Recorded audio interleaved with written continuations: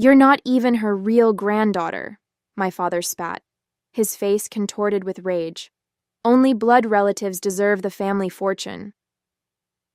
I stood frozen in Grandmother Eleanor's study, the heavy oak shelves filled with leather-bound classics surrounding us like silent witnesses to his cruelty. My grandmother had been buried only 3 days ago, and already the family was fracturing over her will. What are you talking about? I managed, my voice barely audible over the thundering of my heart. Don't play innocent, Jennifer. Your mother's little secret isn't so secret anymore. He paced the oriental rug, pausing to glare at the formal portrait of grandmother hanging above the fireplace. Eleanor was obsessed with bloodlines. Once the lawyer confirms you've got no Blackwell blood, you'll get nothing. I looked him directly in the eyes, fighting to keep my voice steady. Do you promise to keep your word about this? That only blood relatives deserve grandmother's inheritance? Absolutely, he declared, lifting his chin with the same imperious tilt I'd seen countless times throughout my childhood. I'll make sure the family legacy stays with real Blackwells, not imposters. My name is Jennifer Blackwell. I'm 27 years old, and until 5 minutes ago, I believed Douglas Blackwell was my biological father. Now, standing in my grandmother's Georgian mansion in suburban Philadelphia, I was apparently discovering otherwise. What I wanted was simple: the fair treatment Grandmother Eleanor intended in her will. She had specifically mentioned me, her only granddaughter, during our last conversation about her estate plans. Standing in my way was the man who had always viewed me with thinly veiled contempt, the man whose approval I had spent decades trying to earn unsuccessfully. You can attend the will reading next week if you must, he continued dismissively, but don't expect anything. I've already spoken with Harrison about challenging any provisions that include you. Harrison Mills was my father's longtime friend and our family attorney. The mention of their apparent collusion sent a chill through me. I'll be there, I replied quietly. Grandmother wanted me there. Sentiment, he scoffed. Eleanor always had a blind spot for you. Fortunately, the law cares about facts, not feelings. As he strode from the room, I sank into Grandmother's desk chair, running my fingers over the polished walnut surface where she had written countless letters, reviewed business documents, and most recently, finalized her will. My phone buzzed with a text from my mother. We need to talk about your father. Tonight, alone. I stared at the message, unease crawling up my spine. If my father wasn't my biological father, then who was? And how had this secret remained hidden for 27 years? More importantly, why was it surfacing now, just days after Grandmother's death and days before her fortune would be distributed? Whatever truth awaited me, one thing was becoming clear. The father I had spent my life trying to please had been harboring resentment far deeper than I had ever realized. Growing up as a Blackwell meant navigating a world of privilege and weighty expectations. The Blackwell fortune, built on pharmaceutical patents and shrewd investments, had sustained 3 generations of the family in considerable luxury. My father, Douglas, was the elder of 2 sons, which automatically positioned him as the presumptive heir to the majority of the Blackwell assets. His younger brother, James, had been the family rebel, brilliant but restless, unwilling to conform to our grandfather's rigid vision of the family legacy.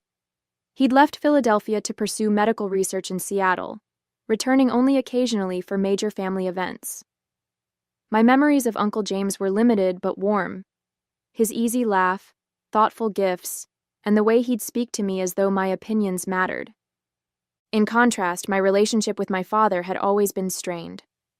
Douglas Blackwell was a man who measured worth in achievements and status. My brothers, Thomas and William, had fulfilled his expectations admirably. Thomas following him into the family business, William excelling in law school. I, however, had disappointed him at every turn. She lacks the Blackwell drive, he'd remarked to my mother when he thought I couldn't hear. Too soft, too unfocused. Despite graduating with honors and establishing a promising career in historical preservation, nothing I accomplished seemed to meet his standard. I'd attributed this perpetual disappointment to sexism or perhaps unrealistic expectations, never imagining there might be a more fundamental reason for his distance. Grandmother Eleanor had been my sanctuary. Unlike my father, she valued my interest in history and art, encouraging me to pursue a path that honored my passions rather than family tradition. During my undergraduate years, I'd visit her estate every Sunday for tea, listening to her stories of family history and her own quiet rebellions against the constraints placed on women of her generation. "Remember, Jennifer," she often told me, "a Blackwell makes their own path." Her death at 86 had been peaceful, but left an emptiness I was still struggling to navigate. The knowledge that I'd lost my greatest advocate within the family made her absence even more profound. In the days following her funeral, I'd noticed subtle changes in my father's behavior, heightened scrutiny when I interacted with other family members, hushed conversations with Harrison Mills that abruptly ended when I entered a room. I'd dismissed these observations as grief, manifesting in different ways, but now they took on a more sinister significance. The last time I'd seen grandmother alive, she'd held my hand with surprising strength and whispered, "Trust your instincts, Jennifer. Not everything is as it appears." At the time, I'd attributed her cryptic words to medication or fatigue. Now I wondered if she'd been trying to prepare me for the storm that was about to break over our family.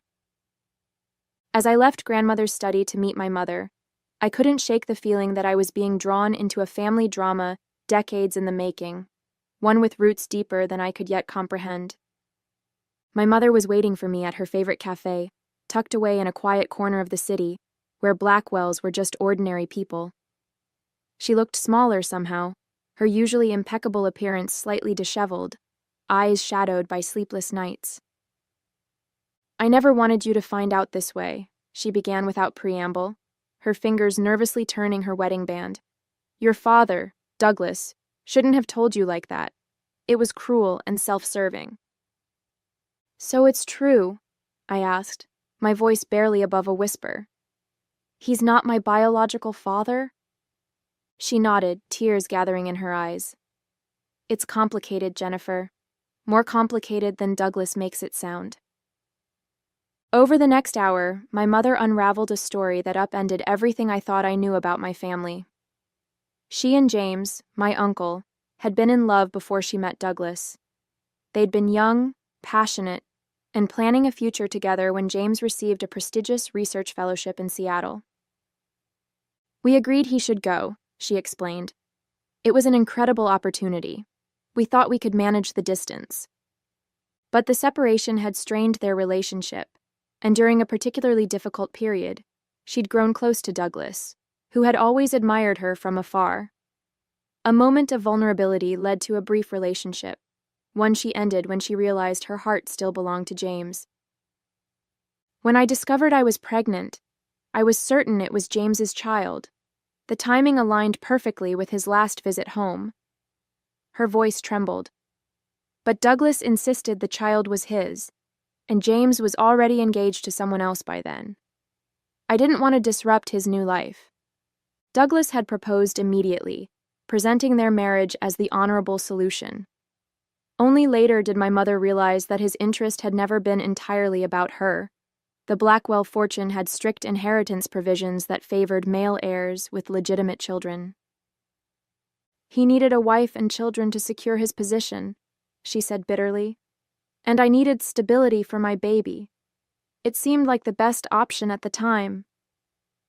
Years passed and the secret held. James eventually moved back to Philadelphia with his wife, but they remained childless. When his marriage ended in divorce, he threw himself into medical research, becoming increasingly distant from family affairs. "Did James ever know?" I asked. "No," my mother whispered.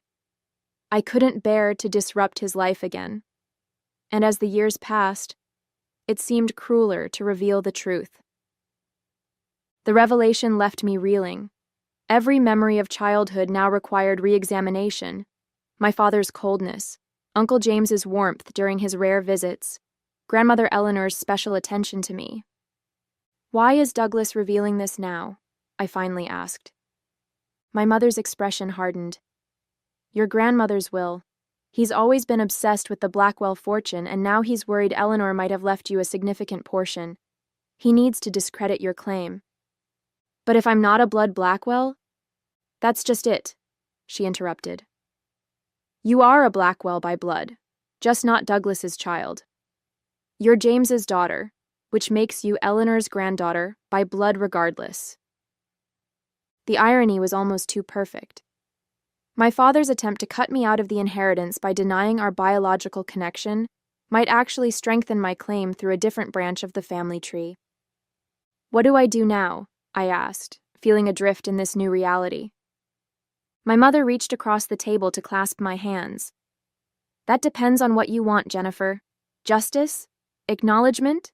Or simply your fair share of what Eleanor intended for you? I didn't have an answer yet. The betrayal was too fresh, the implications too vast to process in a single conversation. But as we left the cafe, one certainty crystallized in my mind. I would not allow Douglas Blackwell to rewrite my history for his financial gain. The question was how to prove my true parentage before the will reading, and whether that truth would help or harm my position in the complex web of Blackwell inheritance rules. The next morning, I drove to Uncle James's apartment, heart hammering against my ribs. I had called ahead, keeping my reason vague. Family matters to discuss before the will reading.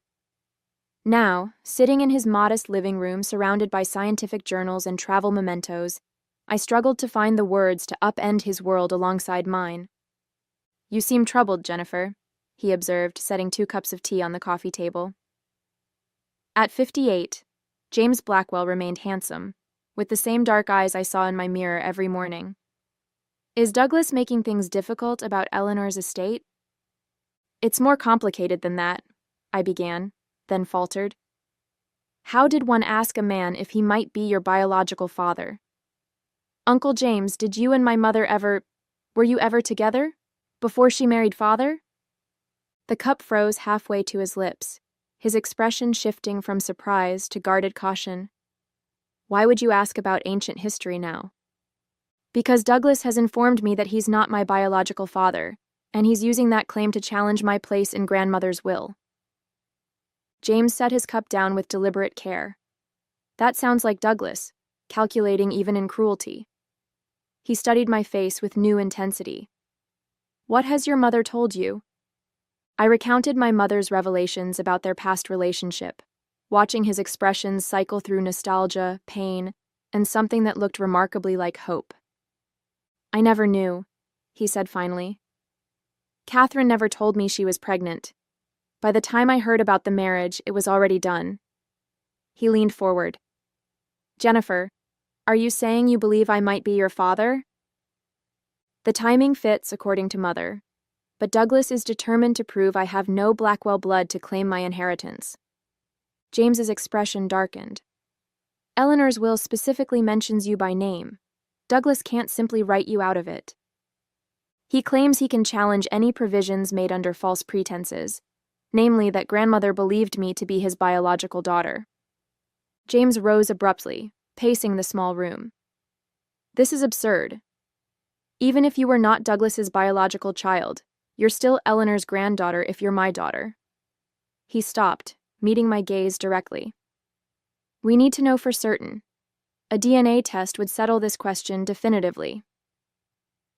The clinical simplicity of his solution both relieved and terrified me. You'd be willing to take one? Without hesitation, he replied. I've always felt a connection to you that I couldn't quite explain. If you are my daughter... His voice caught. Well, let's confirm the facts before we get ahead of ourselves. We arranged for expedited testing that same day, using a private lab that promised results within 72 hours, just enough time before the will reading. As we submitted our samples, a strange combination of dread and anticipation settled in my stomach.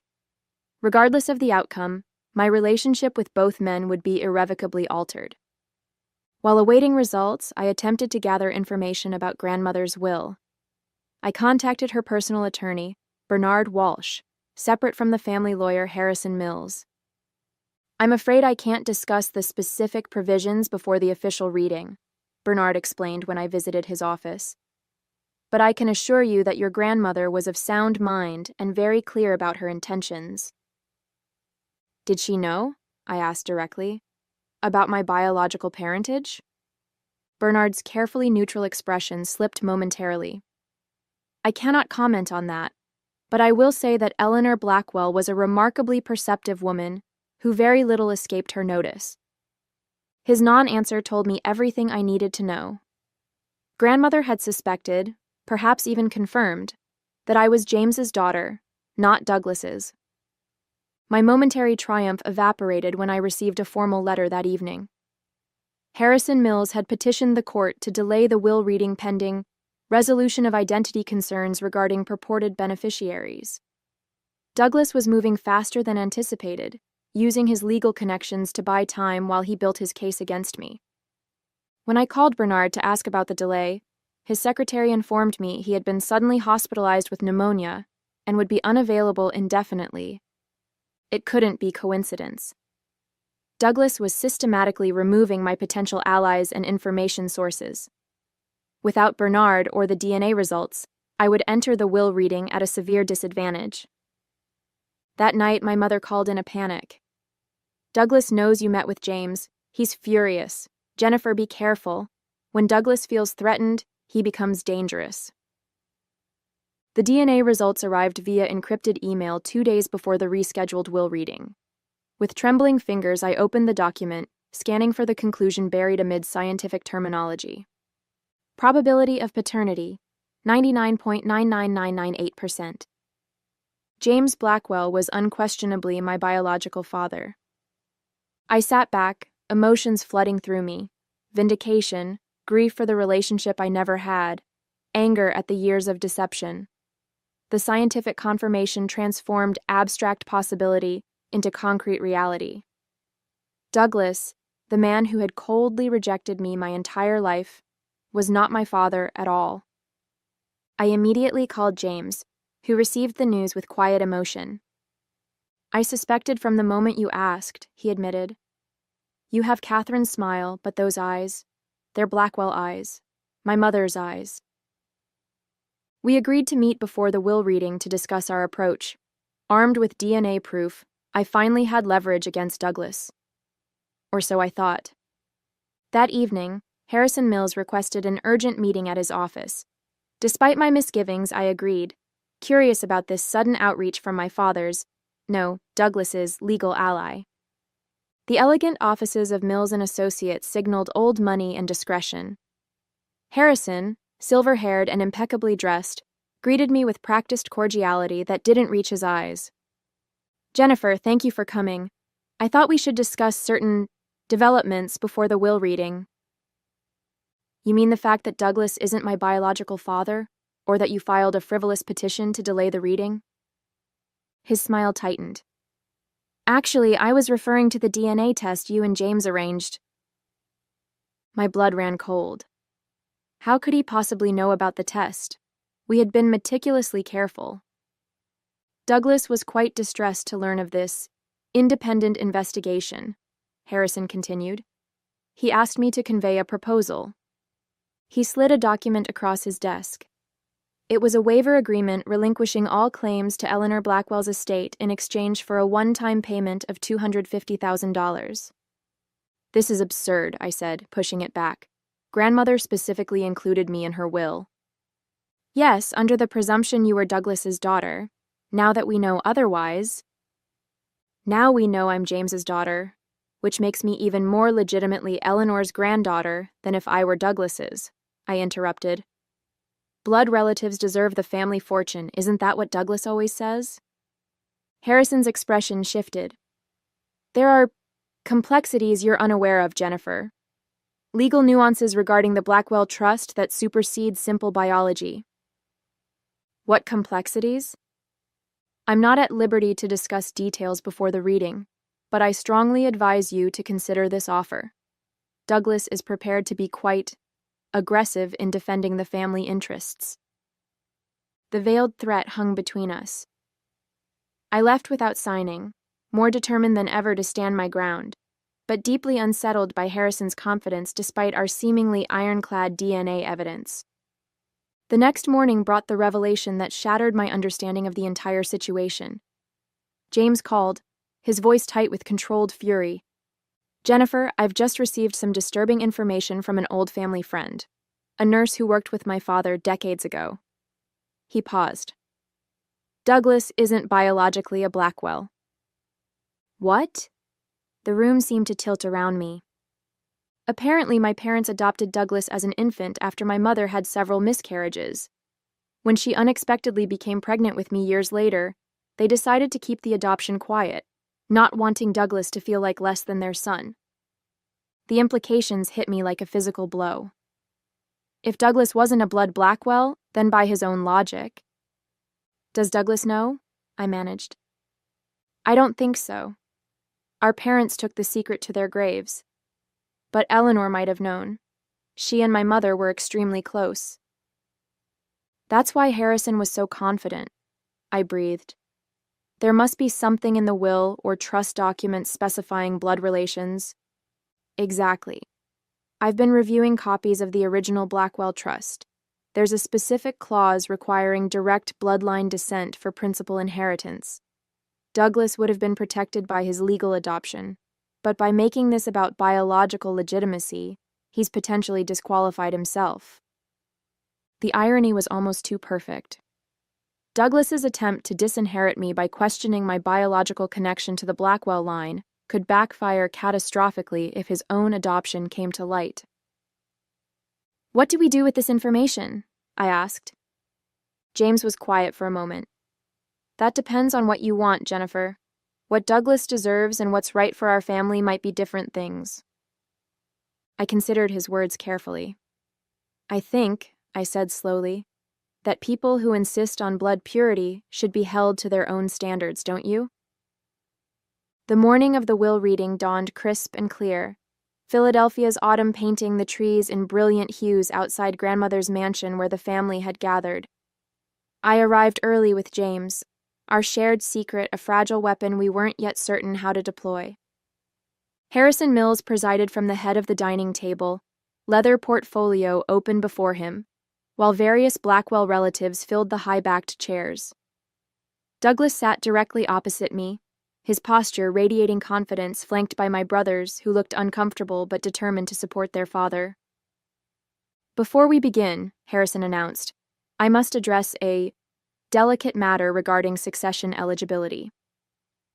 Douglas straightened, shooting me a triumphant glance. "It has come to our attention that certain beneficiaries named in Eleanor Blackwell's will may not qualify under the bloodline provisions of the original Blackwell Family Trust." My mother, seated beside me, gripped my hand beneath the table. Harrison continued, "As you know, Eleanor's estate is divided between assets she controlled independently and those governed by the family trust established by her father. The trust specifically requires beneficiaries to be blood descendants of the Blackwell line. Which is precisely why we need to address Jennifer's situation," Douglas interrupted smoothly. "Recent information suggests she is not my biological daughter, and therefore has no claim to the Blackwell inheritance." A ripple of murmurs circulated around the table. James and I exchanged glances, our carefully rehearsed plan suddenly derailed by Douglas's preemptive strike. "I have DNA evidence," Douglas continued, sliding a folder toward Harrison, "confirming Jennifer is not my biological child. Under the bloodline requirement, she is ineligible for trust distribution." My heart pounded as Harrison reviewed the documents.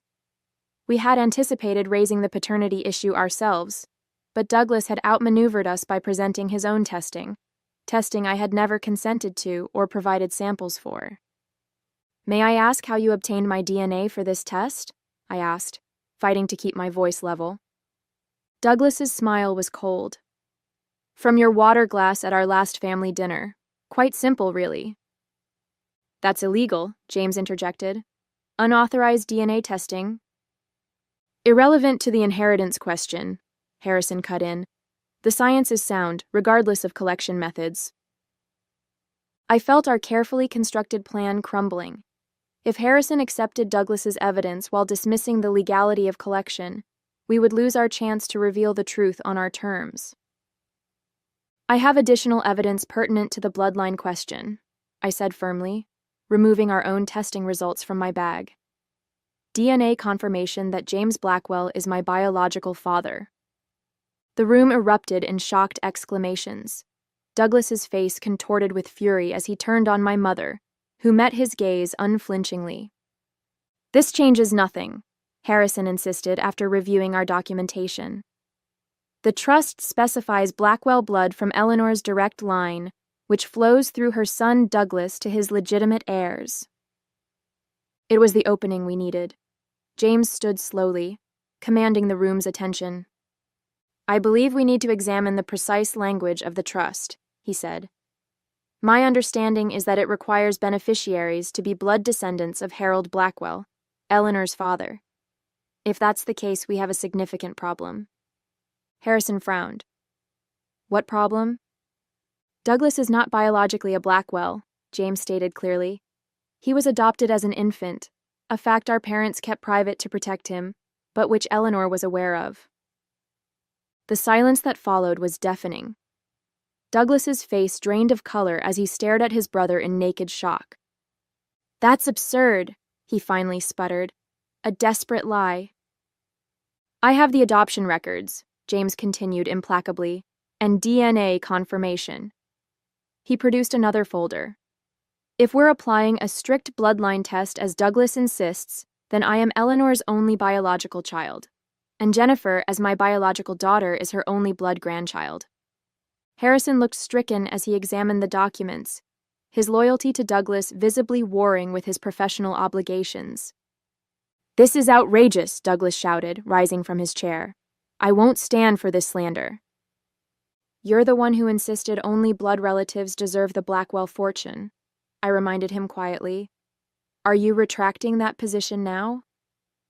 Before Douglas could respond, the library doors opened to reveal a frail but determined Bernard Walsh, grandmother's personal attorney, leaning on a cane. "I apologize for my tardiness," he said, nodding to me. "I believe my presence is required for this reading." Harrison's dismay confirmed our suspicion. Bernard's unexpected recovery threatened whatever legal maneuvering Douglas had orchestrated in his absence.